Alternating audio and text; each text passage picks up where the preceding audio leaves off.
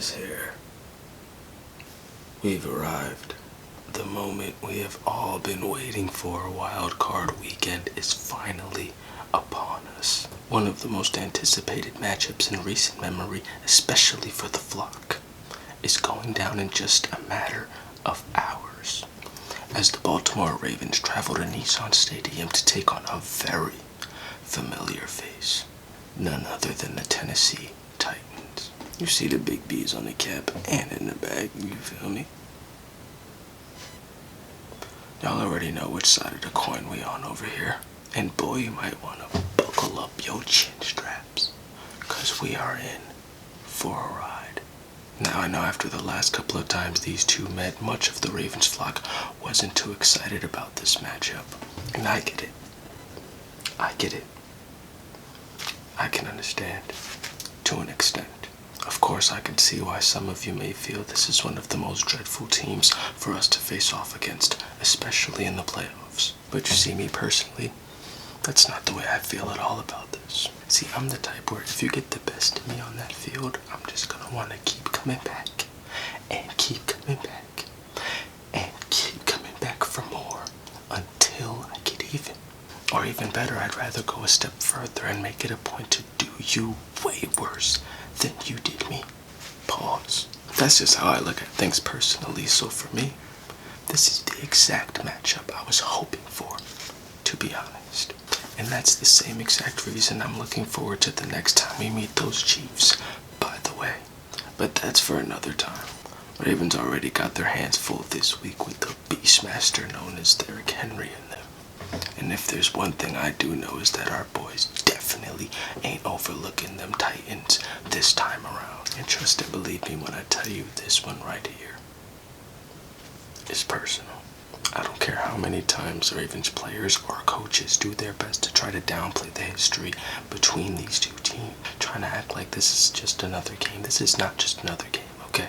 There's now been 2 different times on 2 separate occasions where these Titans pulled up to the pink, cracked open the vault, and went back to Tennessee with our hard-earned money. And need I remind you of the complete disrespect displayed by these Titans just earlier this year? Boys had a whole tea party on our logo, our beloved shield, disrespected, to the point where Coach Hart himself had to come out and get gully on these boys. And shout out to Hars, by the way, for that. That is exactly the type of energy we need on this team, 100%. We will not be bullied this time around. Because if we get bullied in this one, we're going to lose. And mark my words, we are not going to lose. We will not be disrespected like that again. This is very, very personal. This is the game, okay? And of course it is a playoff game, which means your entire season is on the line. Don't try to act like this is just another week, because it ain't. And there's really nothing wrong with that. I mean, think about it. Why are teams so afraid to say how they feel anyways? Is this not a competitive sport? Are we not here to determine who is the best? Is that not the entire point? Do you know if you're truly passionate about something, you just can't help but take things personally? I just don't see it as such a problem like I feel most people do.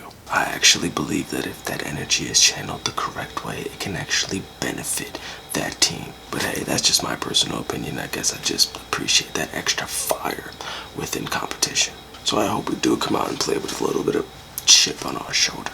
Shit, maybe it'll even help us tackle better this time. Who knows? I do feel like we're a lot better in the underdog role anyways. But with that being said, let's get into a few keys to victory and see how our boys can finally pull away with this dub on these Titans.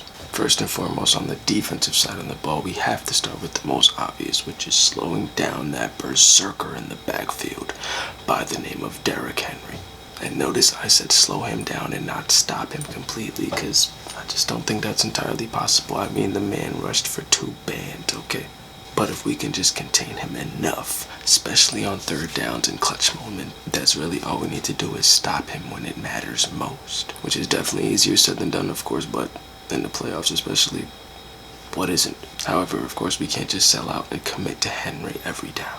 Titans have too many weapons on offense that get overlooked for us to be forgetting about. We all know A.J. Brown is a problem, but they have other viable options as well. I mean, you don't want to allow Corey Davis to get off on you either. And we can't forget about that monster of a man, Jonnu Smith. That boy built like a boulder.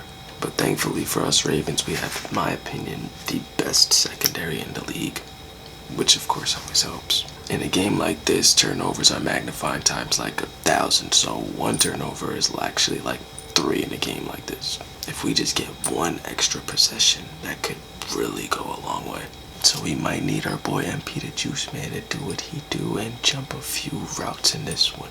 You feel me? I do feel like we will do a better job of tackling in this one, which of course was a huge problem in this matchup. But it makes me feel a lot better knowing we will be a lot healthier this time around. For the first time all year, we're going to have pretty much everyone back healthy, especially on the defensive side of the ball. We need all the help we can get on defense.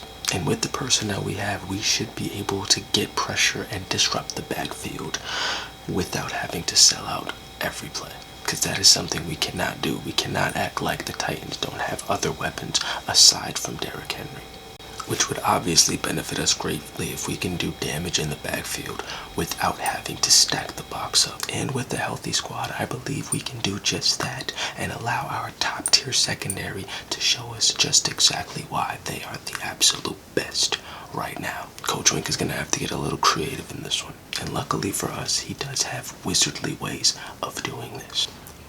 Remember those weeks we weren't so healthy on D and we had no leeway whatsoever because we had to blitz everybody and they mama just to get somewhat pressure? But now, especially with a healthy squad, we should be able to do some things differently on D. Disguise some of those blitzes, drop a would-be blitzer back in coverage. You feel me? We gotta get tricky. Do whatever we have to do to try to throw Tannehill and that offense off as best as we could. And speaking of offense, oh boy, it is a new year. The disappointment, for lack of a better word, of the year 2020 is now in the rear view. And while everyone around this time of year always seems to be yelling something along the lines of new year, new me, I really hope the Ravens do the exact opposite and remain just exactly who they are. I really do. Because we all saw what happens when they steer away from themselves, which they tend to do, especially in times when we're down on the scoreboard. We all witnessed the tragedy that was last year's game. We don't have to get into it. 60 pass attempts. Bruh. What the My apologies. So yeah. Ravens just need to stay true to themselves and do what they do. Establish the run, control the time of possession, don't make any silly mistakes or play calls. And oh yeah, did I mention run the ball, except for on 3rd and long. Now I might be alone on this one, I don't know, but hear me out, okay? I know the read option has been doing wonders for us over the past couple of years, and I am a big fan of how we do things in that regard. However, way too many instances where it's 3rd and long, and I'm talking 3rd and 10, even 3rd and 12 sometimes. And what do we do but turn to the old reliable read option? At first it wasn't so bad, and it actually does work at times, but I feel as though we've just been absolutely abusing it lately, especially in those 3rd and long situations. Teams are now catching on. They don't give a damn if it's shotgun, pistol, or whatever firearm formation you want to throw out there. They know what's coming now. You can't do the exact same thing in a particular situation every single time and expect to get different results. We all know what the definition of insanity is, right? And Lamar is absolutely amazing, but the man is still human at the end of the day. Yes, he makes defenders miss better than most runners. However, if those same defenders already know what's coming, the chances of that play working decrease significantly. And then you can't just look at Lamar and say, oh, you should have had that one, bruh. What? So in my personal opinion, I believe 3rd and long, we have to give Lamar and this offense a chance to make something happen through the air. I know we've had our struggles with a few cases of the dropsies and whatnot, but I mean, we do have a man named Hollywood Brown who can turn any corner in the league into burnt toast. A freak of nature in Mark Andrews, who's a big body and can make difficult catches. Shit, even J.K. Dobbins can catch a pass out of the backfield and make a defender or two miss and pick up 10 yards. But at least try something. Don't just roll over every single 3rd and long. And oh yeah, by the way, if none of that's open, we have a fucking certified magician for a quarterback who can take off and potentially pick up the first down on any lane that you give them. Shit, sometimes there don't even be a lane available and he'll still find a way to make something happen. That boy's slippery.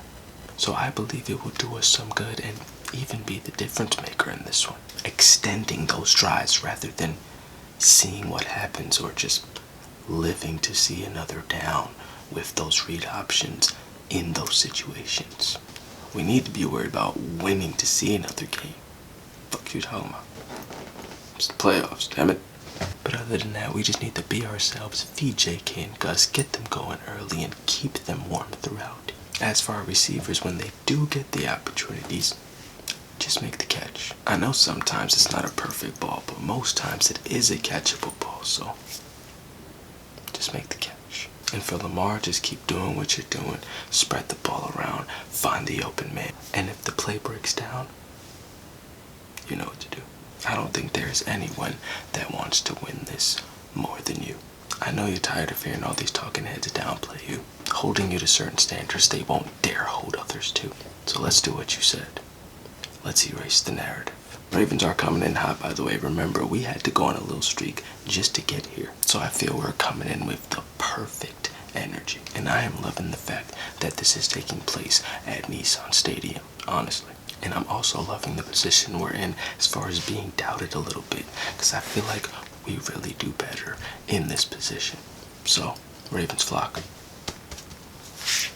let's bring this one on, baby. Earlier this year, after the Chiefs game, I declared that Lamar will both win a playoff game and beat the Chiefs, all in this same year.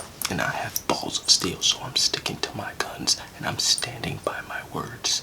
Still, astronomical trust. I will be back here to recap our win after the game, so make sure you come back so we can celebrate together, you feel me? Also, make sure you hit that subscribe, leave a like if you enjoyed the chat shit, and ring the bell right next door because I'm going to be uploading a lot more consistently on air, and trust me, you will not want to miss out. Until next time, stay fly flock, and I'll see y'all at the game. See.